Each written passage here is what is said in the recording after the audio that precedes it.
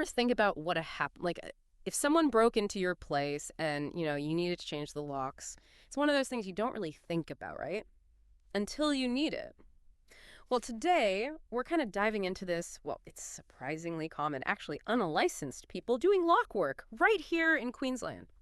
And you might be thinking, okay, so they're missing a specific license. What's the big deal? But it's way more important than you might think, especially when it comes to like insurance and stuff. So we found this really interesting article. It's from the Lock Mob. They're a locksmithing business in Brisbane, and they're kind of waving a red flag about this whole thing, calling out some pretty big players, actually even insurance companies themselves. And to make sure, we're on solid ground here, legally speaking, we also dug up some parts of the Queensland Security Providers Act. That's from 1993. Now, this article, it doesn't mess around.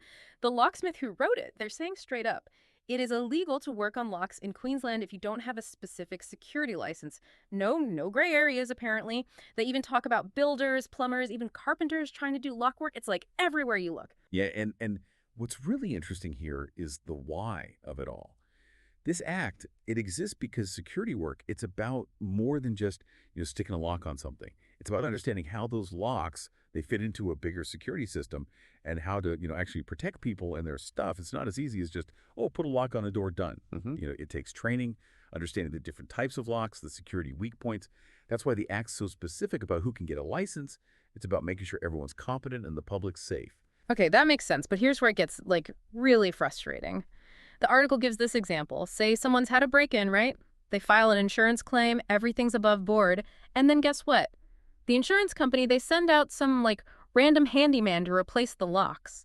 This guy, he might be great at fixing a leaky tap, but he doesn't have the qualifications to be messing with their security. It just feels, I don't know, wrong, doesn't it? Like adding insult to injury. You're right. It does make you wonder what's going on behind the scenes, right? Are these insurance companies just trying to save a buck? Are they, even aware of the law? Hard to say for sure. But it definitely highlights, how important it is for people to be informed. You might think your insurance company's doing right by you, but are they really? And it's not even just, the insurance companies, is it? The Lock Mob article, they mentioned big businesses sometimes hire people without licenses for lock work, too. It's like maybe they're thinking speed is more important than security or something. Yeah, it's possible they're just, trying to save money, not really thinking about the rules. Yeah. Maybe without really getting the whole, what could happen if they get caught. Because this isn't like you got a parking ticket kind of thing. This is serious stuff, right? Oh, absolutely. Unlicensed workers, if they get caught doing this, the fines are huge. We're talking thousands of dollars, maybe even criminal charges in some situations. Whoa. Okay. And I bet those big companies, they don't want to be in legal trouble either. Yeah. Nope, not at all. Hiring unlicensed workers, it's like opening themselves up to lawsuits.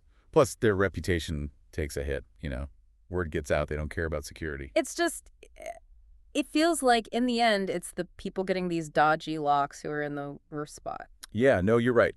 For the average person, the biggest risk is their insurance. So, if someone breaks into your house and the insurance company, they find out the locks were installed by someone who wasn't supposed to be doing it. Then, yeah, they might not pay out. Yeah, It's a real possibility. And then there's the whole up to code thing. Licensed locksmith, they don't just put a lock in. They make sure it actually meets the standards. But if something's not right, like it's installed wrong and your house gets broken into, insurance companies, they look at that. So how can people make sure they're not getting ripped off or worse, left vulnerable? That's where knowing what a real locksmith brings to the table is so important. These are people who've had proper training, background checks, the whole 9 yards. They understand all the different locks, security systems, how it all works together. Sounds way more intense than just screwing in a lock and calling it a day. Exactly. Think of it like, would you want someone rewiring your house after watching a YouTube video? Probably not, right? Okay, that's a good point. Yeah, when it comes to security, cutting corners is not the way to go. Exactly. It's about peace of mind. Knowing that a trained professional installed your locks correctly, Yeah. that they understand any weaknesses and know how to fix them, it makes a huge difference. Okay, so let's say someone needs lock work done. What should they do? How do they make sure it's all above board? The Lock Mob article, they had a good tip. Don't be shy about asking to see their security provider license. It's your right to make sure the person working on your locks, they're actually supposed to be doing it. Don't just assume because a big company sent them that they're legit. Don't be afraid to channel your inner Sherlock Holmes, Yeah. right? Do a little detective work.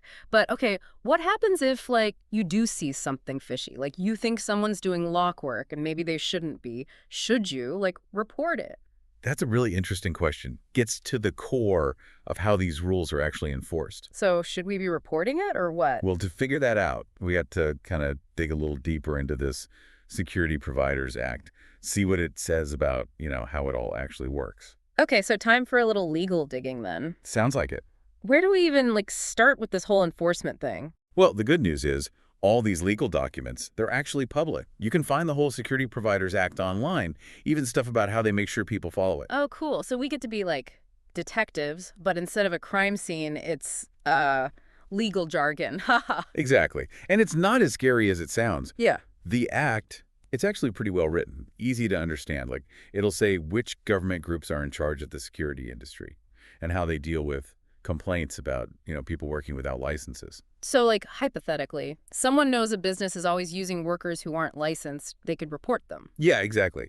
And those reports, they don't just ignore them. The Act, it has, like, punishments for businesses that ignore the licensing stuff. So there are real consequences. So it's not just about protecting yourself by asking for the license.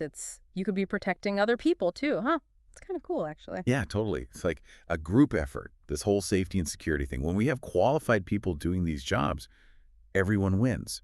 And if you see something's off, saying something, it helps make the whole community safer. Wow, deep stuff. Who knew talking about locks would be like a civics lesson? But seriously, this has been really interesting. It just shows you even the little things like locks on your doors. There are rules about that stuff for a reason, to keep everyone safe. All right, so to wrap things up for everyone listening, hiring someone with a license, it's not just about checking a box. It's about, good work, knowing things were done right, and keeping yourself and your stuff safe. And like we were saying, if something seems off, don't be afraid to speak up. Exactly. Knowing what's what, that's real power. Now you know how to make good choices about your security and how to help make Queensland even safer for everyone. And on that note, we are locking up this episode of The Deep Dive. Thanks for joining us on this little adventure, from break-ins to insurance loopholes to, well, becoming legal detectives. Until next time, stay curious, stay informed, and most importantly, stay safe.